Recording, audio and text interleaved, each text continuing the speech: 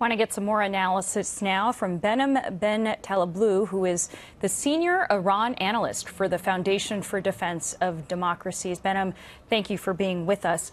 Iranian President Hassan Rouhani said Friday that his country will stick to the nuclear agreement. What kind of impact do you expect President Trump's reneging on this deal to have inside of Iran? Well, first and foremost, thank you very much for having me. Great to be here.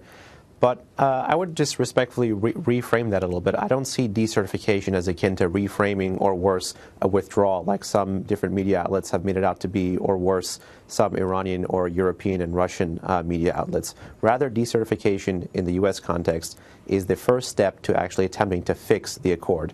And most ironically, in September 2017, on the sidelines of the UNGA, Iran's Foreign Minister Mohammad Javad Zarif called this entire debate over certification or decertification an internal procedure. So it may be a bit much to ask what kind of net effect it's going to have on Iran, because Iran right now is calmly biding its time, waiting to see what happens with Congress. Not least of which because the 5 other signatories of the deal have said this goes forward just as it was. And you're right, this is something that kicks it all to Congress. But when it comes to that part of what you said, that this gives Congress the opportunity to perhaps get better terms, what leverage does the United States have to negotiate for better terms?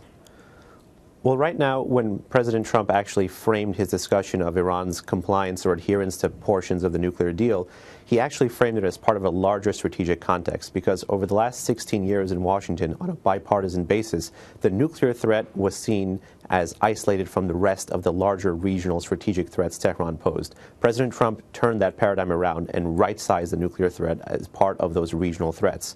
So Congress can look to escalate non-nuclear sanctions on the non-nuclear threats Tehran poses, be it terrorism, ballistic missile, human rights, illicit finance, or regional instability. All are areas where there is bipartisan consensus to push back on Iran. Even President Obama looked to increase sanctions on Iran in those areas, although he admittedly did it so through Treasury and not through Congress. But does focusing on those broader regional threats threaten the gains that have been made on this specific issue, which was to contain Iranians' weapons when it came to nukes, not necessarily their civilian development, but their military development of nuclear weapons? Not necessarily. And in fact, the U.S. in certain theaters in the Middle East intentionally curtailed its hand and permitted Iran to fill strategic vacuums, such as the Syrian theater, for instance. And Iran has been a pivotal player soliciting Russian assistance in the Syrian civil war, basically blocking and denying access to U.S. forces and basically ensuring the survival of Iran's longest-running state ally, the Assad regime of Syria. The regional equation could be used, essentially, to garner leverage and to perhaps renegotiate the deal, or better yet, get a follow-on agreement. Interesting.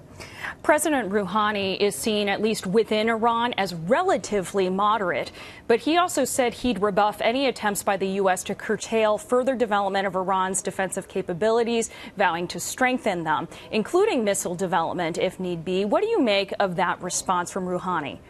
That's right. And across the entirely narrow Iranian political spectrum, be they Revolutionary Guardsmen or clerics, Iranian officials have stridently refused to negotiate on their missile program. When negotiations over missiles was raised in 2014 in the talks that led to the nuclear deal, Iranian officials refused, and the West buckled and did not include nuclear missiles in the nuclear talks. Ultimately, Iran does not have leverage here. It's the West that has leverage, because President Macron of France also designated part of his UNGA floor speech to the ballistic missile threat. The key question will be, can President Trump build on this mutual threat perception of Iran's ballistic missiles between Washington and Paris and log roll that into a transatlantic consensus into Iran's ballistic missile threat and use that to renegotiate or get a new deal with Iran on missiles? So far, all the European partners have said they will continue with the deal in its status quo. What could change that, and what could Congress do to compel them to do that? Or what could Congress do to compel Rouhani and the Iranians to do anything different regionally or as it regards their missile development? Well, Well, while Congress is debating the future of the nuclear deal and what a more comprehensive Iran strategy could look like through legal statute, the administration actually has some options here. At the UN, it can look to build confidence with Europe and look to resurrect this panel called the Panel of Experts. These panels used to exist under previous UN Security Council resolutions on Iran. The new resolution, unfortunately, does not have it. The Iranians killed it before the resolution went live. This would help develop a transatlantic or an international consensus on the allegations of Iran's violations. Basically, the U.S. needs to develop consensus on its interpretation of the deal before presenting it to the Iranians. And I think it's a first step. That seems far-fetched, given that the IAEA, which is under the auspices of the UN, issued a statement today in response to Trump's decertifying the deal to Congress, saying, you know, the Iranian regime is already under the strictest nuclear inspections regime they could possibly be. What makes you think cooperation at the UN is in the offing? Well, fortunately, the IAEA Director General is not in charge of the order of business at the Security Council.